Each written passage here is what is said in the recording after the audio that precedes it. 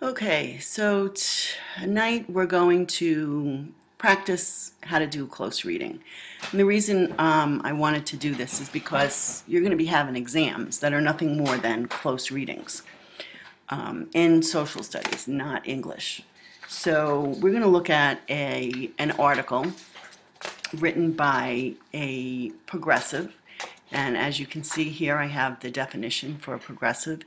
They were people that were against city corruption and against political bosses.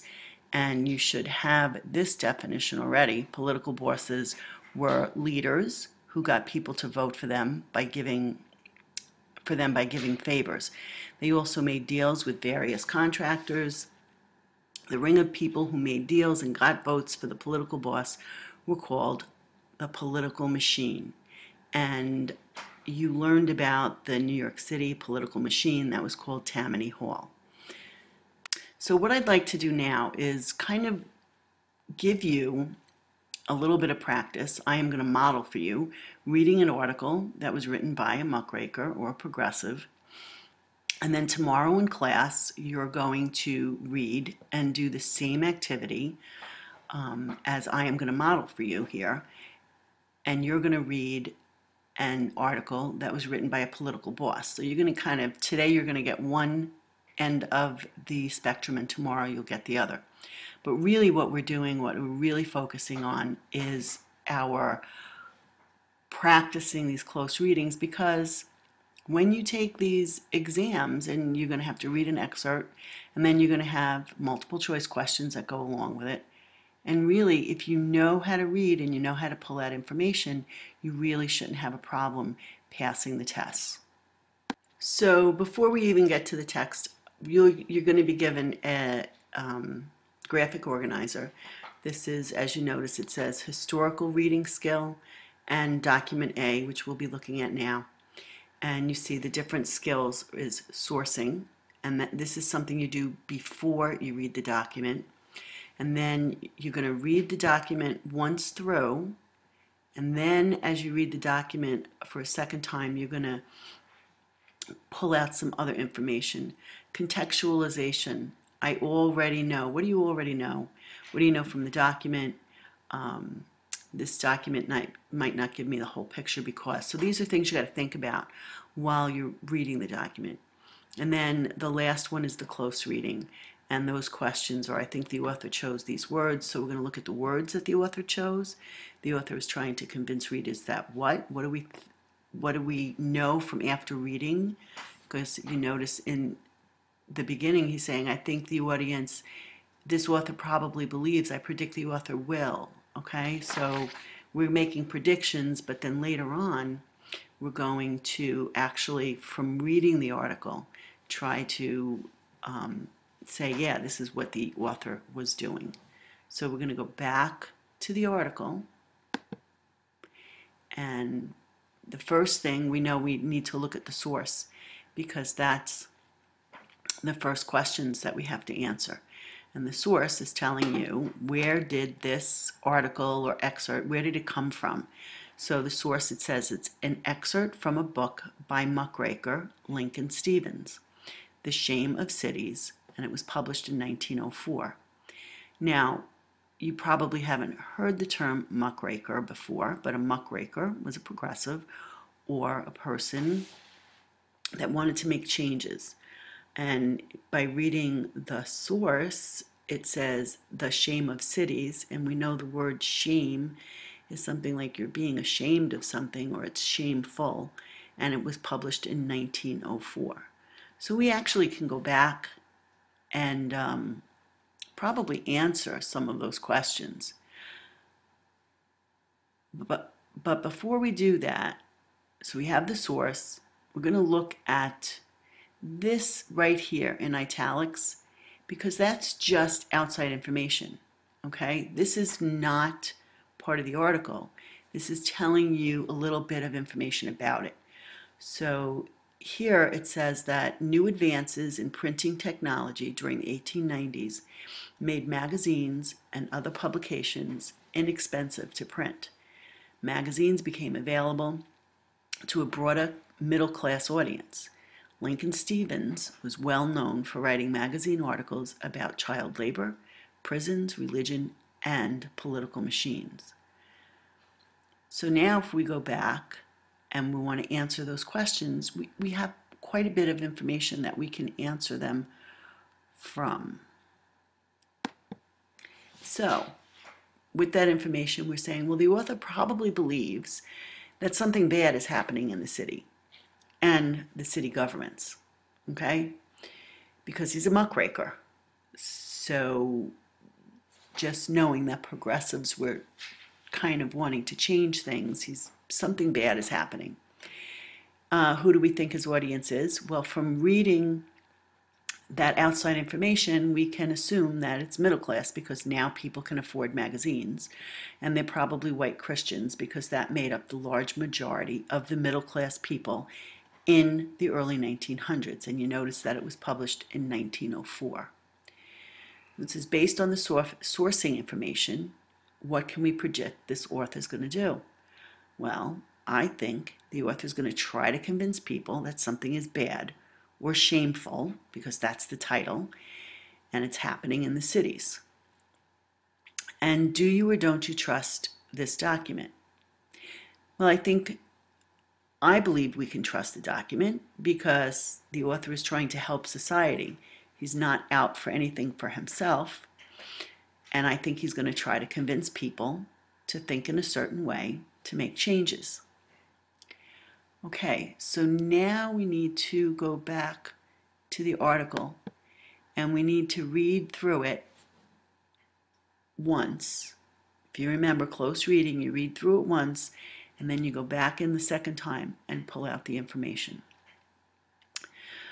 So read it as I read it to you. The typical American citizen is a businessman. The spirit of business is profit, not patriotism, individual gain, not national prosperity. My business is sacred, says the businessman in his heart. Whatever helps my business is good. It must be. Whatever hurts it is wrong. It must be. A bribe is bad. That is, it is a bad thing to take, but it's not so bad to give one, not if it's necessary to my business. And it's all a moral weakness. Oh, we are good on Sunday. We are fearfully patriotic on the 4th of July. But the bribe we pay to the janitor is the little brother of the bribe passed to the councilman to sell a city street, and the father of the deal made by the president of the railroad, who agrees to use air brakes only if he's given stock in the air brake company. We are responsible, not our leaders, since we follow them. We let them divert our loyalty from the United States to some party. We let them boss the party and turn our democracies into autocracies. We cheat our government and we let our leaders loot it. And we let them bribe our sovereignty from us. We are content to let them pass bad laws, giving away public property in exchange for money. Okay, so I flip back to my graphic organizer and I'm looking at contextual clues, and we could already answer the first question. I already know at this time that there were a lot of problems in society. The growing cities, we learned about the filthy tenements and the political corruption, and one of the leading problems was that there was a lot of immigration adding to all of these problems. So now, after reading the document, we need to look at these other questions. From this document, I would guess that people at this time were feeling. The document might not give me the whole picture because. So let's go back to the document and see if we can't pull out some of this information.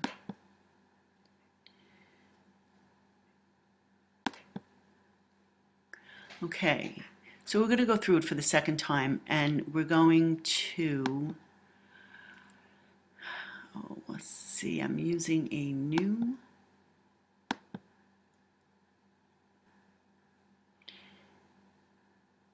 using a new tool, so let's see how we do. In the typical American citizen, is a businessman. The spirit of business is profit, not patriotism. Well, that's not so great, but national gain, my business is sacred. The businessman in his heart, whatever helps my business is good. So if we underline these things, whatever hurts it is wrong. So it must be a bribe is a bad thing. It is a bad thing to take. Okay, not so bad to give one if it's necessary to business. So I guess we could say that the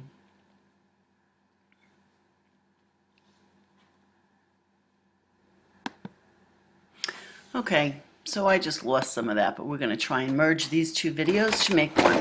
So from what I had underlined in the previous video, we can look at that first paragraph and say, well, pretty much what we're looking at here is that the gist of this whole thing is that business is sacred.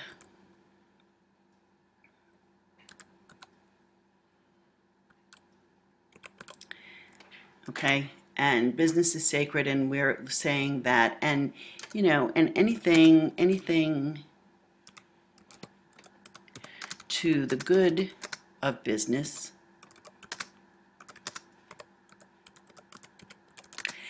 is okay. And we know that because of what we underlined, that the American citizen is a businessman, business is sacred, whatever helps the business is good, whatever hurts it is wrong, and that a bribe is also not so bad if you need to. If it's necessary to the business, then it's okay. Okay, so now what about this next paragraph? And it's all a moral weakness. Oh, we are good on Sunday, and we are fearfully patriotic on the 4th of July. But the bribe we pay to the janitor is the little brother, meaning, oh, that's only a small one, from the bribe that's passed to the councilman. So basically, I think what we're saying here in this, we have that bribes are okay as long as, you know,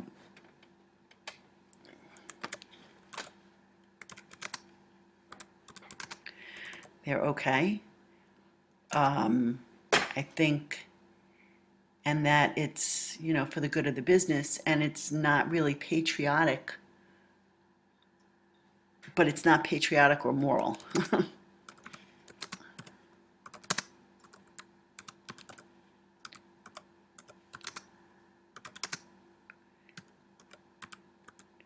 Okay, so there's the gist for that one. And again, I'm not going to try and underline because I don't know how to use this thing, but we could say, looking at, you know, we're good on Sunday, we're patriotic on the 4th of July, but the rest of the time, you know, we're bribing. The last paragraph.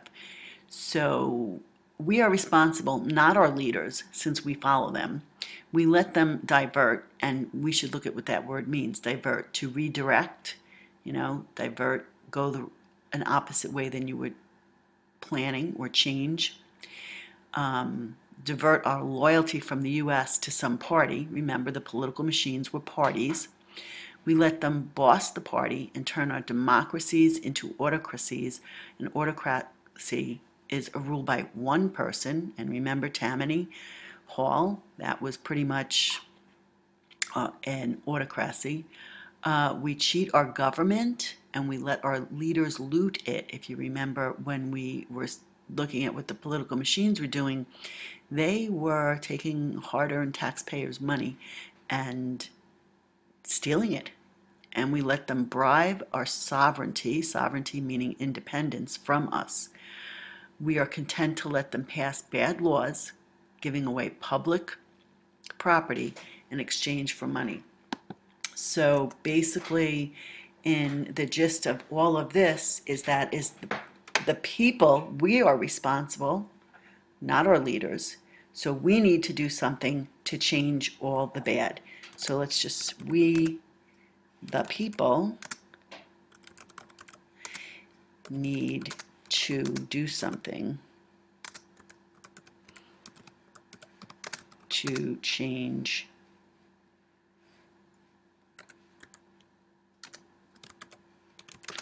the bad, or in this, the shame. Okay, so after reading it, and sorry, I really wanted to underline everything, but after reading this, now we can go back and we can take apart what we've read, what we just discussed, and try and answer the last of these questions. So from this document, I would guess that the people of the time were feeling pretty upset.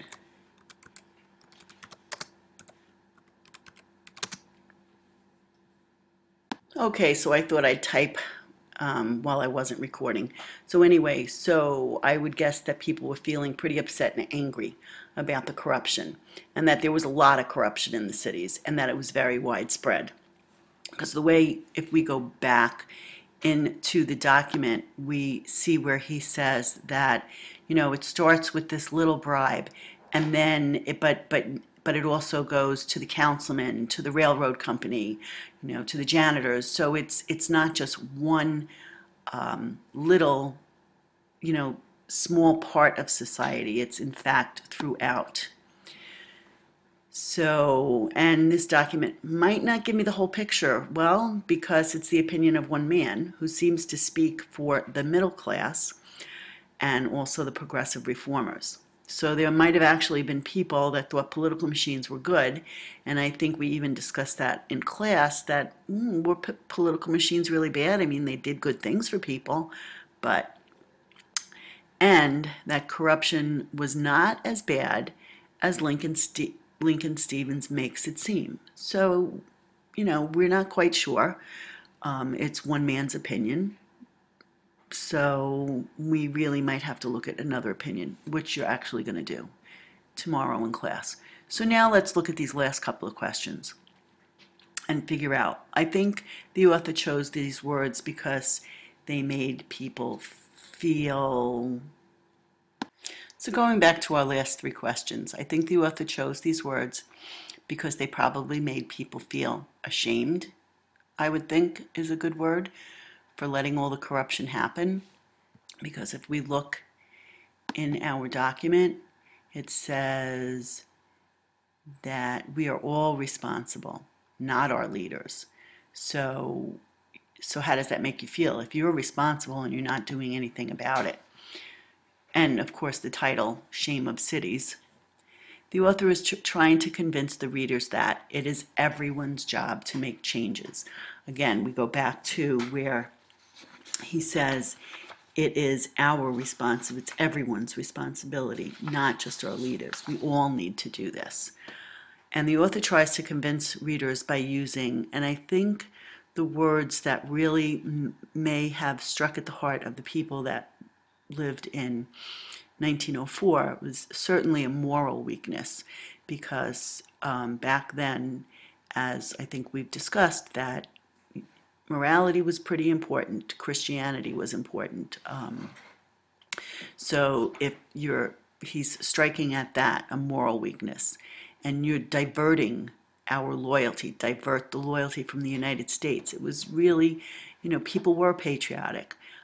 Democracies into autocracies, which is really important because especially then that we were a democracy and that everybody had a say. If you remember when we talked about the right to vote, that was so important to people.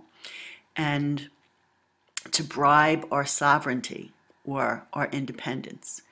And the words like, we're content. So you're content to let all this happen in exchange for money.